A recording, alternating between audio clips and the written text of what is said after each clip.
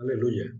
Bendito sea el Señor que se quiere revelar a las personas y dar a conocer, como hace las lecciones de hoy a través de los libros de Esdras y de Nehemías, que es la penúltima clase de las historias bíblicas que estamos viendo del Antiguo Testamento. Como introducción a la sentir espiritual de hoy, os queremos compartir el Salmo 1, que podéis leer completo en la clase y que habla de bienaventurado el varón, la persona que no anduvo en consejos de malos, ni estuvo en camino de pecadores, ni en silla de escarnecedores se ha sentado, sino que en la ley de Jehová el Señor está su delicia, y en su ley medita de día y de noche, que será como un árbol plantado junto a corrientes de agua, que da fruto a su tiempo, y su hoja no cae, y todo lo que hace prosperará. El Señor nos habla frecuentemente de una forma metafórica. Las lecciones espirituales que no vemos nos enseña con cosas que sí vemos, como son los árboles en la naturaleza. Ellos van creciendo, tomando de su interior con las raíces la savia que va subiendo por su interior y no se ve si los nutrientes son adecuados, son sanos, están contaminados, pero el árbol va creciendo y cuando es joven o es adulto, por sus frutos se ve de lo que ha sido alimentado. Por sus frutos los conoceréis, si el árbol, como el Salmo 1, es frondoso y lleva mucho fruto, es que se ha alimentado adecuadamente. Igualmente, está hablando de una persona.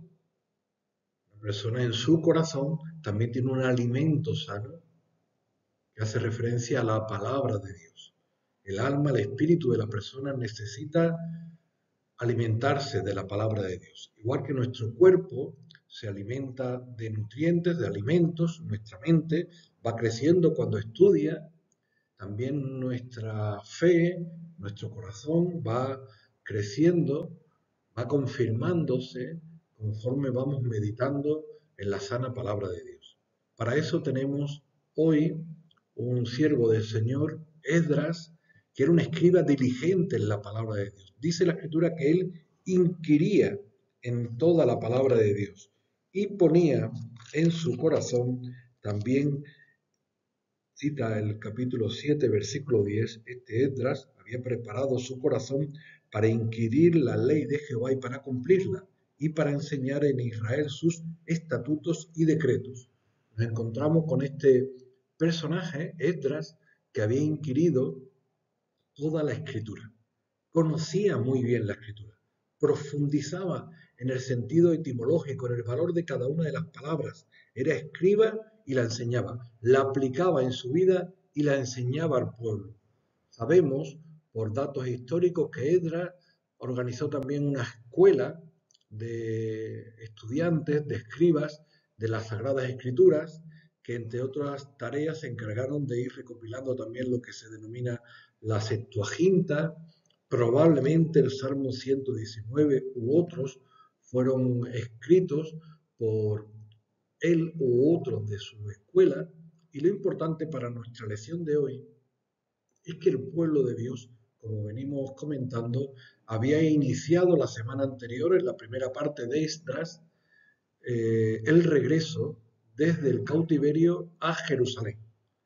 Vimos en los primeros 6 capítulos de Esdras cómo el rey de Persa, después de la historia maravillosa de Daniel, autorizó al pueblo a regresar a Jerusalén con el propósito de construir el templo.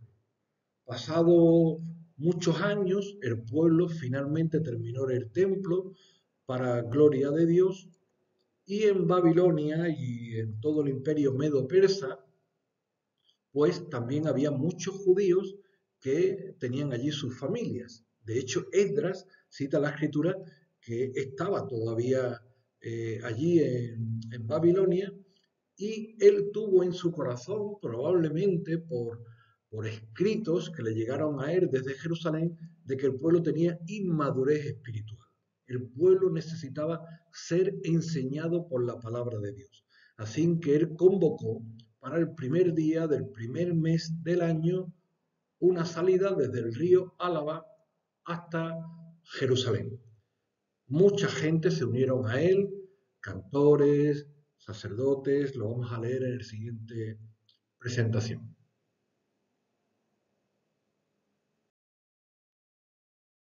Porque el día primero del primer mes fue el principio de la partida de Babilonia, y el primero del mes quinto llegó a Jerusalén estando con él la buena mano de Dios, porque Esdras había preparado su corazón para inquirir la ley de Jehová y para cumplirla y para enseñar en Israel sus estatutos y decretos.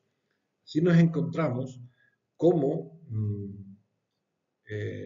un gran grupo de personas se reunieron con Esdras para dejar su vida allí en el imperio medo-persa y trasladarse miles de kilómetros andando con carruajes, con ropa, con materiales, dejar esta tierra para irse a vivir a Jerusalén o a sus alrededores, con la intención de glorificar a Dios. Y Esdras tenía también esta carga en su corazón, que el Señor se la había puesto. Esdras regresa 78 años después de los primeros, de Zorobabel y Josué, que habían regresado con anterioridad, y los 42.370. Y Esdras, cuando lo convoca al pueblo, cuando se lo dice al rey, se lleva una grata sorpresa de que el rey colabora económicamente y materialmente con riquezas, con bienes materiales que entrega en manos de Esdras para que lo lleve a Jerusalén y ayude en la culminación de los aspectos interiores del templo y otras cosas que hicieron falta en Jerusalén, dotándole, como cita aquí la escritura, de peso de plata, de oro, utensilios y ofrendas para llevar. De tal manera que cuando van a iniciar este viaje, se encuentran con personas, se encuentran con animales, se encuentran con muchas riquezas. Y esto se convierte en un problema. Lo que es una bendición, las riquezas, gestionarlas es un problema porque el camino, dice el versículo 31, que estaba lleno de enemigos y acechadores. Por eso le consultan los príncipes: Esdras, si tú eres amigo del rey, ¿por qué no le pediste escorta? Y Esdras dice que le dio vergüenza. Tanto le ha hablado de las maravillas de Dios y de cómo Dios ayuda al que le honra y cómo castiga al malo, que le dio vergüenza solicitarle escorta. Así que ante esta situación, ellos, antes de iniciar el viaje, lo presentan en oración al Señor. Muy bien, pues cuando tenemos una dificultad o cuando tenemos una situación, no tiene por qué ser una gran dificultad, la presentamos a Dios en oración. Pero en este caso, cuando es un gran problema, esa oración la reforzamos o la podemos reforzar con el ayuno escogido por Dios. Durante 24 horas al menos dedicamos a expresar a Dios esa carga que tenemos en nuestro corazón mediante la oración. Y reforzamos la oración con ayuno. Durante 24 horas ayunamos para dar refuerzo a esa oración que libera de esclavitudes y de cadenas de maldad también. Así que publicó Esdras allí ayuno junto al río Áraba, y solicitar que el camino derecho para nosotros, para nuestros niños, para nuestros bienes. Y así fue como la mano de nuestro Dios fue para bien. Ellos iniciaron el recorrido y durante un mes no pasó nada. Durante 2 meses no pasó nada. Durante 3 meses, 4 meses no pasó nada. Hasta que al principio del mes quinto, cita la escritura que ellos entraron por las puertas de Jerusalén bendiciendo y dando gloria a Dios, y pudieron presentar holocaustos y entregar los bienes y las riquezas a los príncipes y a los encargados de administrarlo. Esdras iba con un propósito mayor, principal, que era edificar al pueblo de Dios. No era edificar los muros, era edificar el corazón del pueblo. y para eso tenía que ministrarlo en la palabra de Dios, propósito que Esdras va a realizar inmediatamente.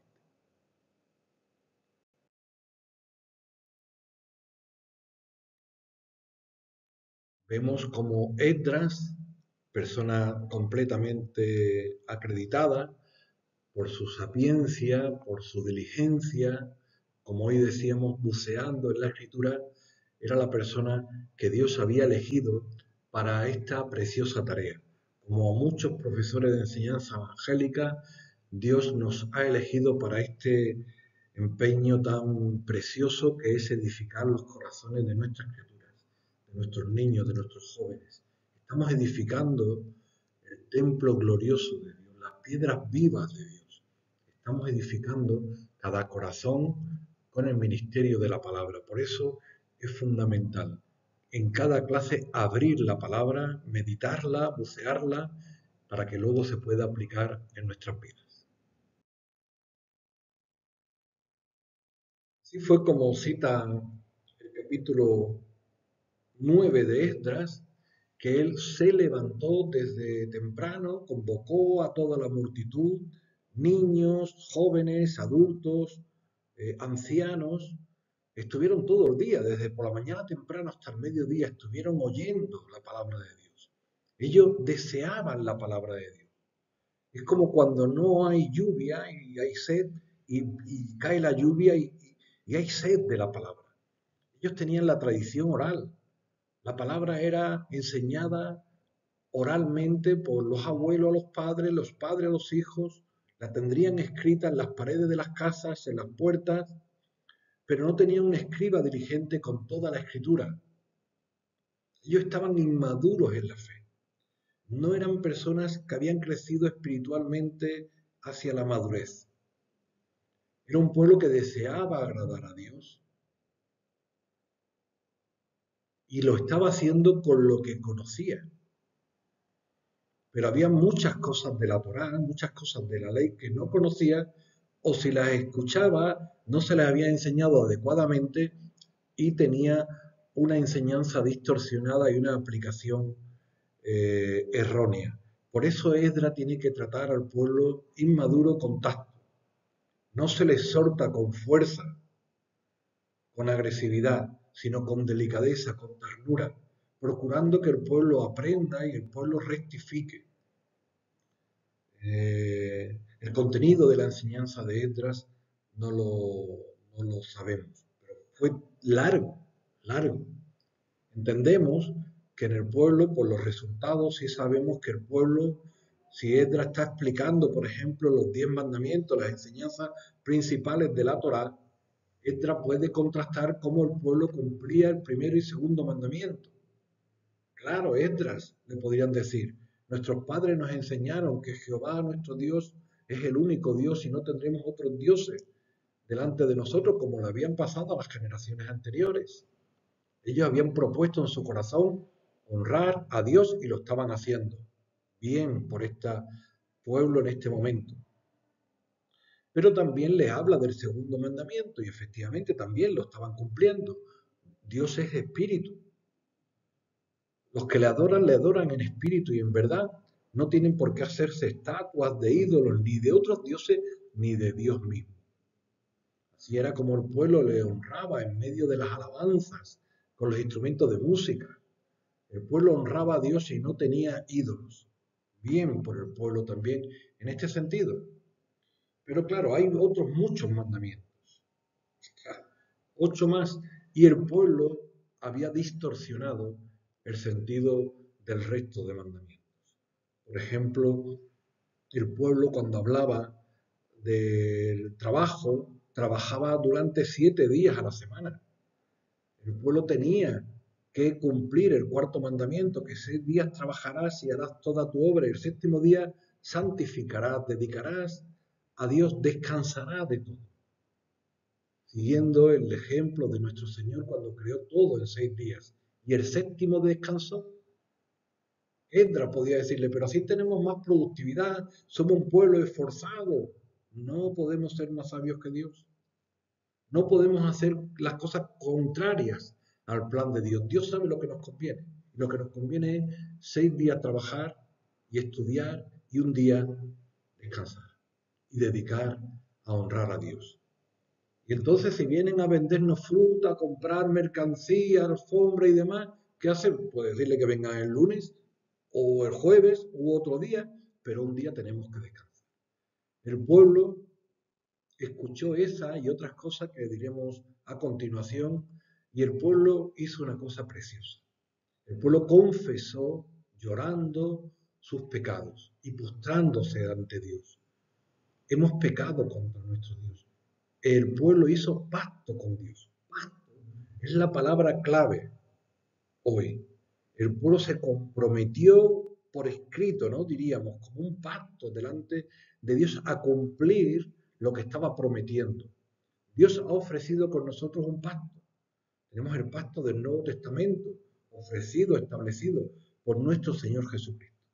Y todos aquellos que voluntariamente le reciben como su Salvador en su corazón, establecen un pacto con el Señor.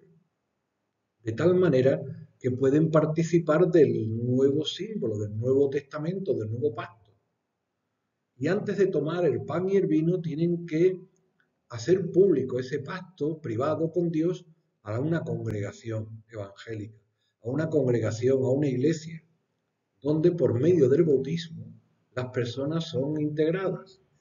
Cualquier persona puede ser salva sin ser bautizada y sin tomar de los símbolos. Pero si va a tomar de los símbolos, previamente tiene que ser bautizadas, que significa morir a la vida vieja y resucitar a una vida nueva. Morir al yo, a la carne, y resucitar o vivir para el Espíritu. Ese pacto en el Nuevo Testamento también tiene una analogía en el Antiguo Testamento.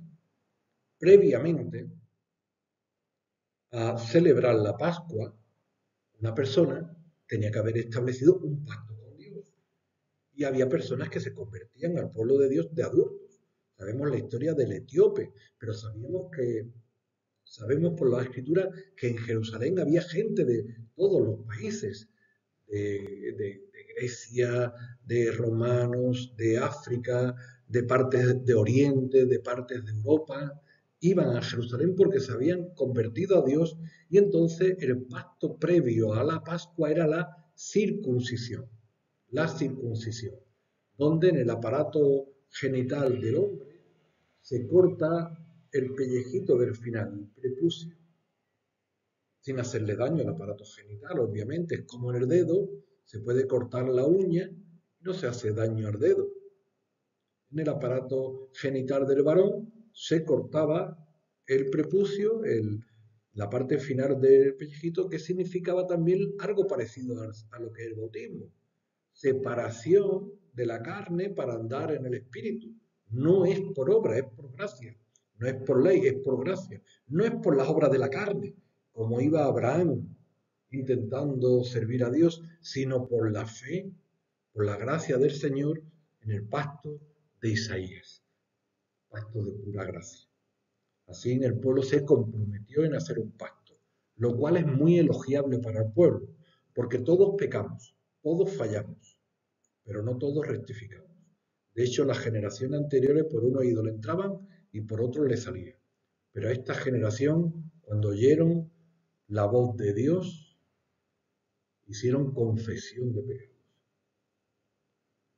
Y todo el que confiesa es purificado en su corazón, porque Dios es lento para la ira y es grande en misericordia.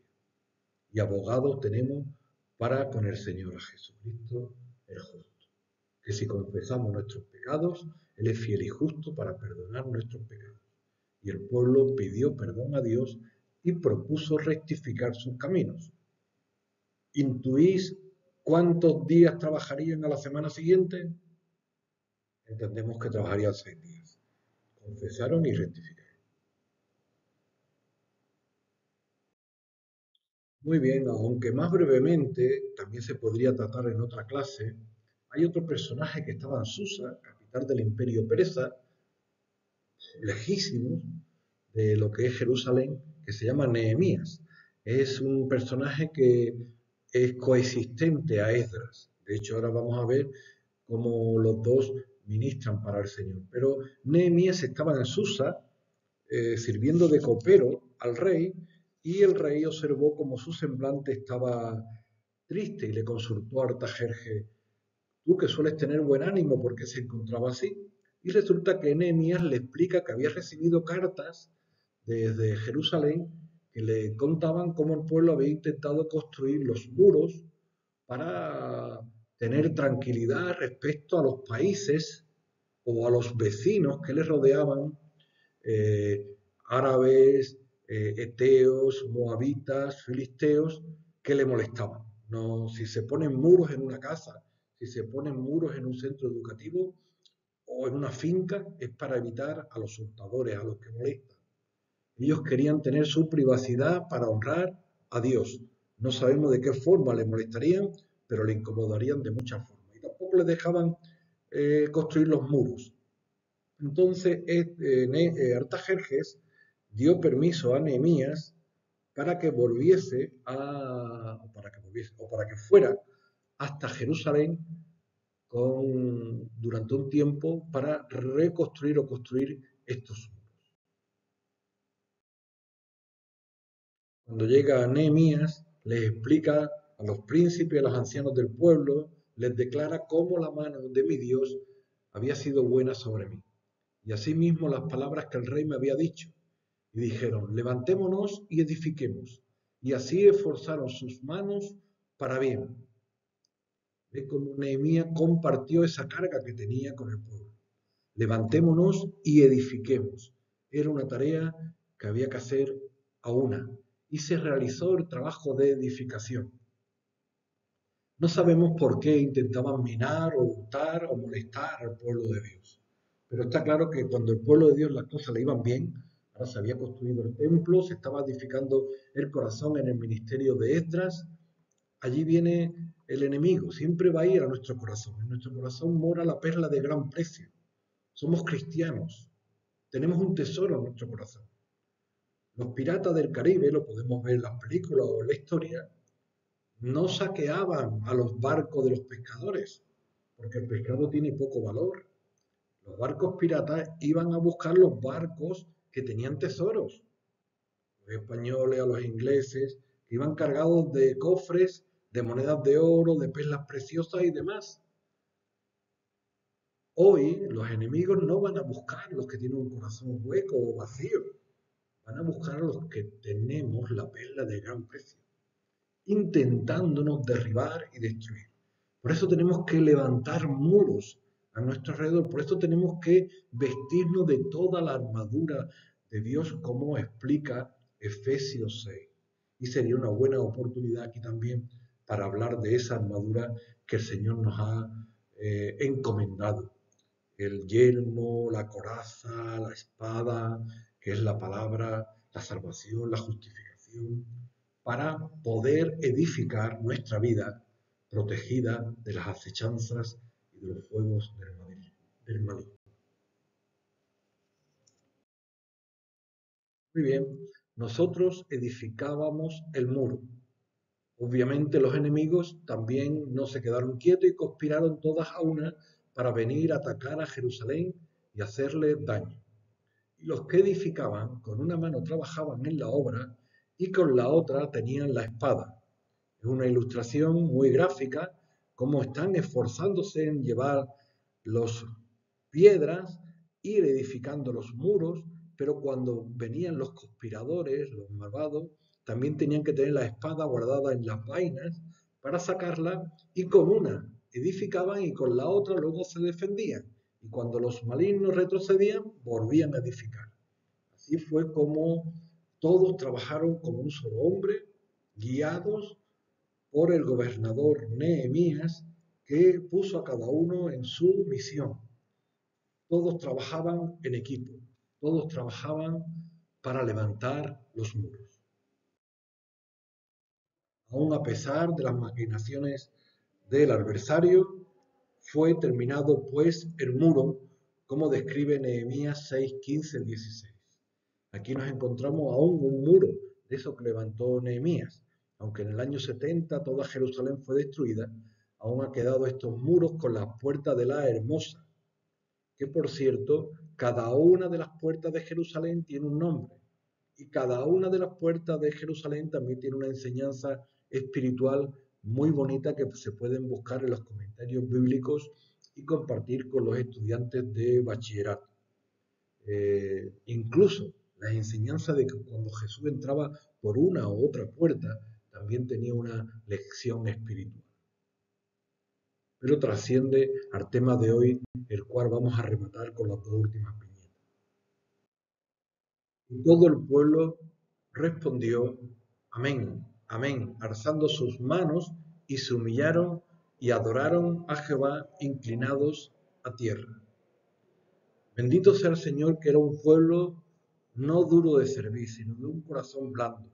Ya decíamos que la generación anterior era empedernida.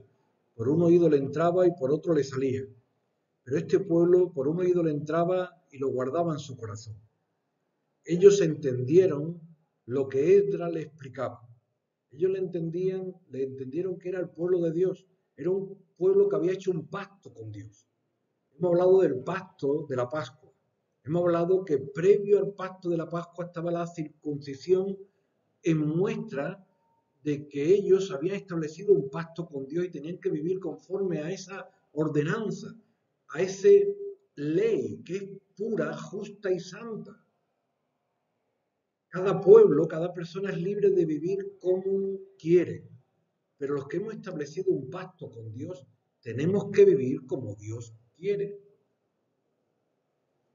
Hemos propuesto en nuestro corazón servir y seguir a Dios. Una vez que oímos su voluntad, tenemos que seguir su camino.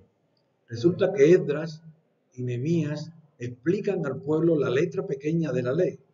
Y al explicar la letra pequeña, vemos que hay muchas cosas en la inmadurez espiritual del pueblo que tenían que poner en orden, de las cuales vamos a resumir en la siguiente y última ilustración. Es delicado explicar este tema, y Esdras lo tendría que hacer también con muchísima ternura y con muchísima firmeza, pero al explicar la letra pequeña de la ley, que también es muy importante, es como los vitaminas o los minerales en el organismo, que también son muy importantes, porque sin ellos no pudiéramos vivir o tendríamos enfermedades graves. Esdras explica, además de lo del día de reposo del culto, que ya habíamos explicado con anterioridad, que al convivir con otras personas allí en Jerusalén, recuerden que no era un país propio ya, no era de los judíos, era un país del imperio medo-persa, tenían que convivir como actualmente convivimos los cristianos, rodeados de mucha gente no creyentes, árabes, moabitas, eteos, filisteos, jereceos, etc.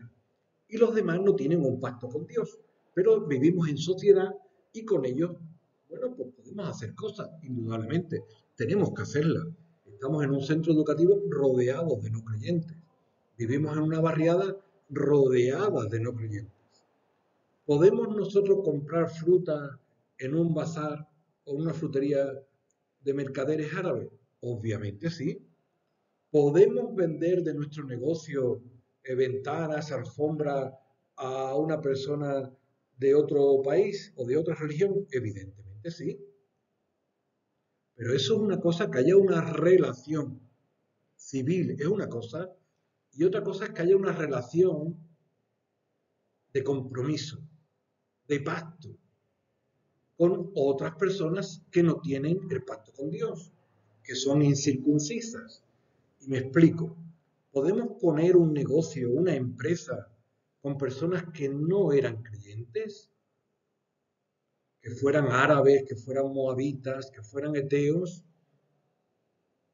Y formamos una empresa, por ejemplo, de caballos, o una empresa de fruta, con 3 o 4 personas que no le importa engañar, que no le importan vender productos falsificados, que no le importan vender productos que estén mal, hacer negocios sin IVA y defraudar al Estado, Hacienda.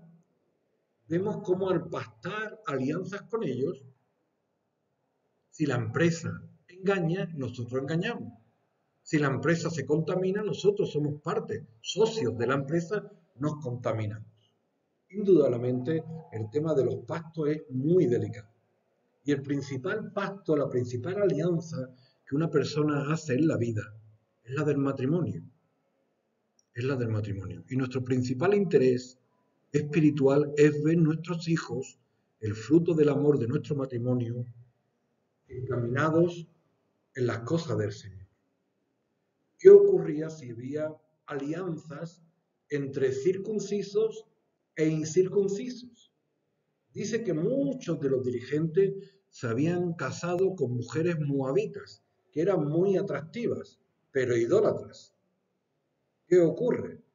Ya lo está advirtiendo Deuteronomio. No os unáis con personas de otras religiones, porque entonces vuestros hijos terminarán adorando a los dioses y estaremos otra vez en la casilla de salida de donde estaba la generación anterior. Así fue como el pueblo tuvo que purificarse, el pueblo tuvo que poner orden en la medida de sus posibilidades en todas estas cosas, cúrticas, de reposo, culturales, sociales, empezando por los dirigentes. Pero gloria a Dios, el pueblo tenía interés, contrición de espíritu y deseos de agradar al Señor. No tenía deseos de volver a las andadas, de volver a andar mal.